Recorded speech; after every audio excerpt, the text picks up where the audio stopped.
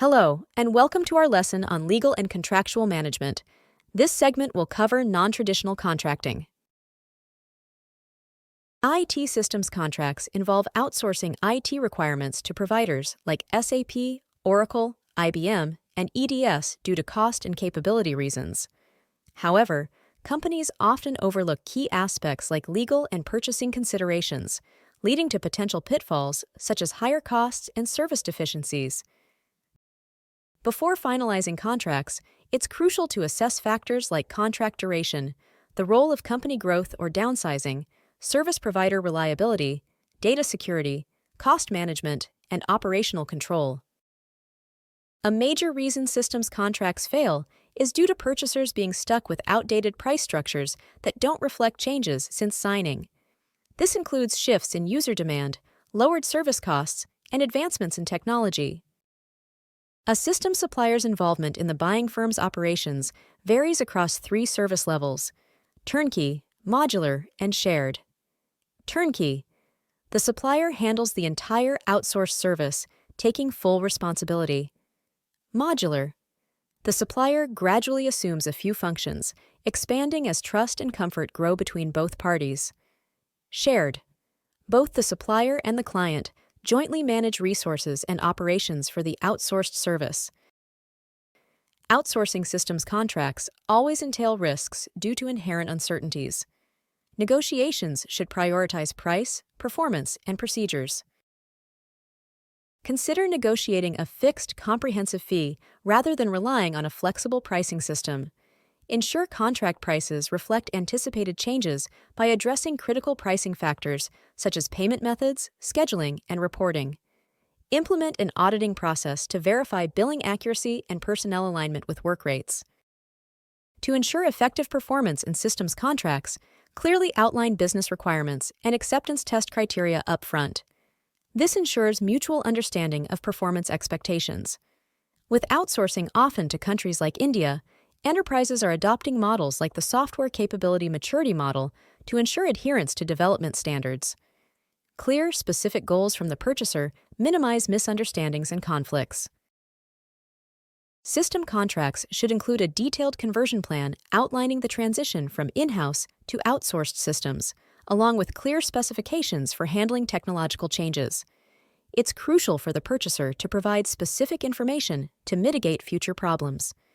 Language in the contract should address the cost of system updates, with joint responsibility between the purchasing manager and supplier to ensure the technology remains relevant. Utilizing information requirements planning techniques during the early planning stages can ensure the system meets user needs effectively. The use of outsourcing contracts is not limited strictly to information processing.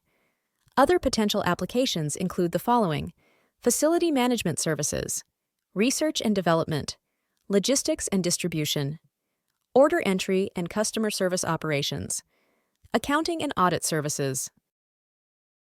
Programs supporting minority-owned businesses in the United States date back to the late 1960s. A minority-owned supplier is a company primarily owned, at least 51%, by minorities, including African Americans, Hispanic Americans, Native Americans, or Asian Pacific Americans. Women-owned and physically disabled-owned businesses have separate designations. Federal initiatives include Executive Order 11485, 1969. Established the U.S. Office of Minority Business Enterprise within the Department of Commerce to aid minority businesses. Executive Order 11625, 1971. Empowered the Secretary of Commerce to enforce federal policy supporting minority business programs, offer technical assistance to disadvantaged businesses, and coordinate federal department efforts for minority business development. Executive Order 11246, 1965. Requires federal contractors with over $50,000 in business to implement affirmative action programs for underrepresented job categories using the 4/5 S rule. If minority job incumbents fall below 4/5 S of their relevant labor market population, companies must report plans to address underrepresentation to the government. When engaging outside consultants, It's crucial to clarify ownership of intellectual property and residuals developed during the consultation.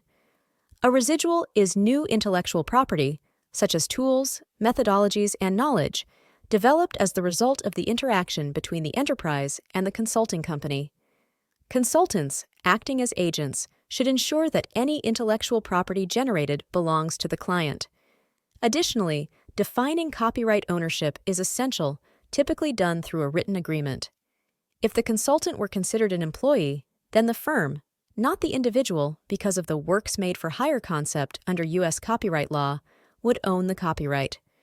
One of the legal means to distinguish an independent contractor consultant from an employee is the presence of a written contract that describes the consultant's expected services and the ability to produce the results of the consultation. Also, if the company does not withhold income taxes, the consultant will normally be viewed as an independent contractor, not an employee. Consultants will typically consider the following 6 goals when negotiating a consulting contract for their services: avoidance of misunderstanding, maintenance of working independence and freedom, assurance of work, assurance of payment, avoidance of liability, prevention of litigation. Payment terms. Contracts usually involve a significant initial payment with options for subsequent payments based on project milestones or time elapsed. Clauses should outline payment terms, penalties for late payment, and mechanisms for dispute resolution, often through arbitration, to expedite resolution and maintain confidentiality. Establishing a standard contract template promotes consistency and transparency in dealings with consultants.